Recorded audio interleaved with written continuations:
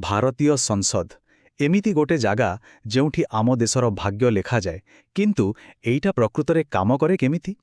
ଚାଲନ୍ତୁ ଆଜି ଏହି ବଡ଼ ଆଉ ଶକ୍ତିଶାଳୀ ସଂସ୍ଥାକୁ ଏକଦମ ସରଳ ଭାଷାରେ ବୁଝିବା। ଚାଲନ୍ତୁ ଆରମ୍ଭ କରିବା ଗୋଟେ ବହୁତ ଦମଦାର ପ୍ରଶ୍ନରୁ। ଆମ ଦେଶର ସବୁଠାରୁ ଶକ୍ତିଶାଳୀ ସ୍ଥାନ କୋଉଟା? ଉତ୍ତର ହେଉଛି ସଂସଦ। ହଁ, ଏଇଠି ହିଁ ଦେଶର ସମସ୍ତ ଶକ୍ତିର ମୂଳ କେନ୍ଦ୍ର। ଆଚ୍ଛା, ସଂସଦର ଏତେ ଶକ୍ତି ଆସେ କୋଉଠୁ? ଏହାର ମୂଳଦୁଆ ହେଉଛି ଗୋଟିଏ ଶବ୍ଦ, ସମ୍ପ୍ରଭୁତା। ଏହାର ମାନେ କ'ଣ? ଏହାର ମାନେ ହେଲା ସଂସଦ ଯାହା ନିଷ୍ପତ୍ତି ନେଲା ସେଇଟା ହିଁ ଶେଷ କଥା। ଏତେ ଶକ୍ତିଶାଳୀ ଯେ ଏପରିକି ଆମ ଦେଶର ସୁପ୍ରିମକୋର୍ଟ ବି ସେ ନିଷ୍ପତ୍ତିକୁ ବଦଳି ପାରିବେନି। ତେବେ ଆଗକୁ ଆମେ କ'ଣ ସବୁ ଦେଖିବା?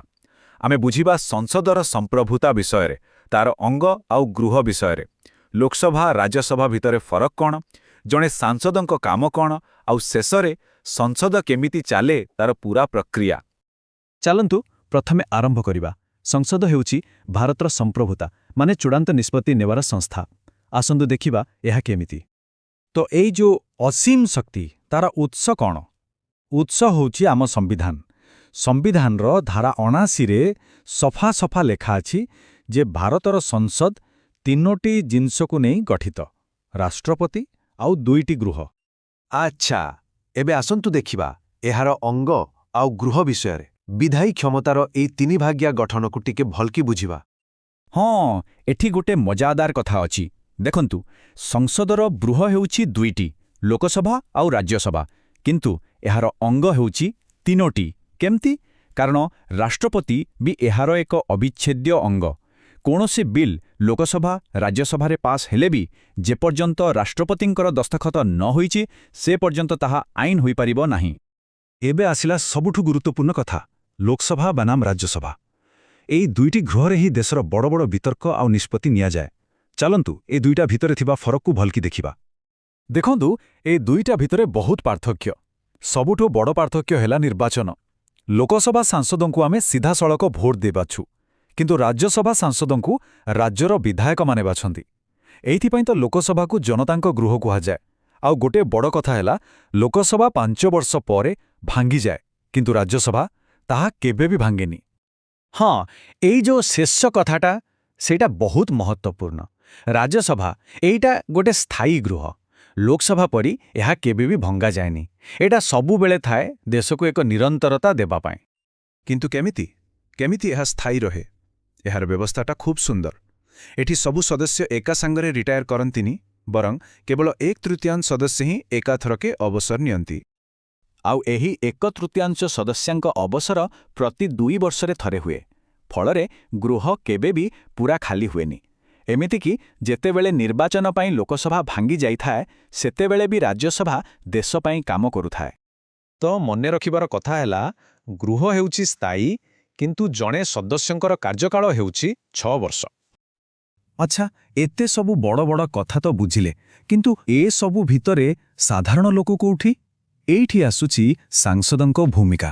ସେ ହିଁ ଆମକୁ, ମାନେ 10 ଲକ୍ଷ ଲୋକଙ୍କର ସ୍ୱରକୁ ସଂସଦ ସହ ଯୋଡ଼ିଥାନ୍ତି। ଏଇ ସଂଖ୍ୟାଟାକୁ ଟିକେ ଦେଖନ୍ତୁ, 10 ଲକ୍ଷ। ଭାବିପାରୁଛନ୍ତି? ଆମ ଦେଶରେ ଜଣେ ସାଂସଦ ବା MP ହାରାହାରି 10 ଲକ୍ଷ ଲୋକଙ୍କର ପ୍ରତିନିଧି। ଏହା କେତେ ବଡ଼ ଦାୟିତ୍ୱ! ଏହାର ମାନେ ଯେତେବେଳେ ଜଣେ ଜଣେ ସାଂସଦ ସଂସଦ ଭିତରେ ଠିଆ ହୋଇ କିଛି କହନ୍ତି, ସେ କେବଳ ନିଜ କଥା କହୁନଥାନ୍ତି, ସେ ତାଙ୍କ ପଛରେ ଥିବା 10 ଲକ୍ଷ ଲୋକଙ୍କର ଆଶା, ଆକାଂକ୍ଷା ଆଉ ସମସ୍ୟାର ସ୍ୱର ହୋଇଥାନ୍ତି। ଆଉ ଏଇଠି ଗୋଟେ ବଡ଼ ପ୍ରଶ୍ନ ଉଠୁଛି, ଆମ ନିର୍ବାଚିତ ପ୍ରତିନିଧି କେତେ ସକ୍ରିୟ? ସେ କ'ଣ ସତରେ ଆମ ସ୍ୱରକୁ ସଂସଦରେ ପହଞ୍ଚାଉଛନ୍ତି, ନା କେବଳ ଜଣେ ଘର ଢାଙ୍କୁଆ ସାଂସଦ ହୋଇ ରହିଯାଇଛନ୍ତି? ମାନେ କେବଳ ସିଟ୍ଟାକୁ ଜଗିକି ବସିଛନ୍ତି। ଠିକ୍ ଅଛି, ତେବେ ଏଯାଏ ଆମେ ସଂସଦର ଗଠନ ବୁଝିଲେ। ଏବେ ଆସନ୍ତୁ ଦେଖିବା ଏହା କାମ କେମିତି କରେ। ଏହାର ଅଧିବେଶନ କେବେ ବସେ, କେମିତି ଚାଲେ, ସେହି ପ୍ରକ୍ରିୟାକୁ ବୁଝିବା। ସାଧାରଣତଃ ସଂସଦ ବର୍ଷକୁ 3 ଥର ବସେ। ଫେବୃଆରୀରୁ ମେ ଭିତରେ ହୁଏ ବଜେଟ୍ ଅଧିବେଶନ, ଯାହାକି ସବୁଠୁ ଲମ୍ବା ଚାଲେ। ତାପରେ ଜୁଲାଇ ଅଗଷ୍ଟରେ ମୌସୁମୀ ଅଧିବେଶନ, ଆଉ ଶେଷରେ ନଭେମ୍ବର ଡିସେମ୍ବରରେ ସବୁଠୁ ଛୋଟ ଶୀତକାଳୀନ ଅଧିବେଶନ। ଆଉ ଏହି ଯେଉଁ ଅଧିବେଶନ ବସେ, ତାକୁ ଡାକନ୍ତି କିଏ? ତାକୁ ଡାକନ୍ତି ରାଷ୍ଟ୍ରପତି। ଏହି ଡାକିବା ପ୍ରକ୍ରିୟାକୁ କୁହାଯାଏ ଆହୁତ କରିବା। ସେହିପରି ଯେତେବେଳେ ଅଧିବେଶନର କାମ ସରିଯାଏ, ରାଷ୍ଟ୍ରପତି ହିଁ ତାକୁ ଆନୁଷ୍ଠାନିକ ଭାବରେ ଶେଷ କରନ୍ତି, ଆଉ ତାକୁ କୁହାଯାଏ ସତ୍ରାବସାନ। ଏଠି ଆଉ ଦୁଇଟା ଶବ୍ଦ ବୁଝିବା ଦରକାର। ଗୋଟେ ହେଲା ସ୍ଥଗିତ, ମାନେ ଗୃହର ବାଚସ୍ପତି କିଛି ସମୟ ପାଇଁ ଗୃହ କାର୍ଯ୍ୟକୁ ବନ୍ଦ କରିଦେବା। କିନ୍ତୁ ବିଘଟନ ଗୋଟେ ପୂରା ଅଲଗା କଥା। ଏହାର ମାନେ ଲୋକସଭାର କାର୍ଯ୍ୟକାଳ ହିଁ ଶେଷ ହୋଇଗଲା। ଏହାପରେ ଦେଶରେ ନୂଆ ନିର୍ବାଚନ ହୁଏ।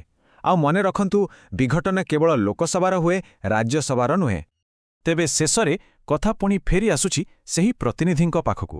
ସଂସଦ କେମିତି କାମ କରେ ଏକଥା ଜାଣିବା କେବଳ ପରୀକ୍ଷା ପାଇଁ ନୁହେଁ, ଏହା ଜଣେ ସଚେତନ ନାଗରିକର ଶକ୍ତି। କାରଣ ଯେତେବେଳେ ଆମେ ଏସବୁ ଜାଣିବା, ସେତେବେଳେ ହିଁ ଆମେ ଆମ ସାଂସଦଙ୍କୁ ପ୍ରଶ୍ନ କରିପାରିବା, ତାଙ୍କୁ ଉତ୍ତରଦାୟୀ କରିପାରିବା ଆଉ ସୁନିଶ୍ଚିତ କରିପାରିବା ଯେ ସେ କେବଳ ଜଣେ ଘରଡାଙ୍କୁଆ ହୋଇ ନ ରହି ଦେଶର ସେହି ସବୁଠୁ ଶକ୍ତିଶାଳୀ ଗୃହରେ ଆମର ପ୍ରକୃତ ସ୍ୱର ହୁଅନ୍ତୁ।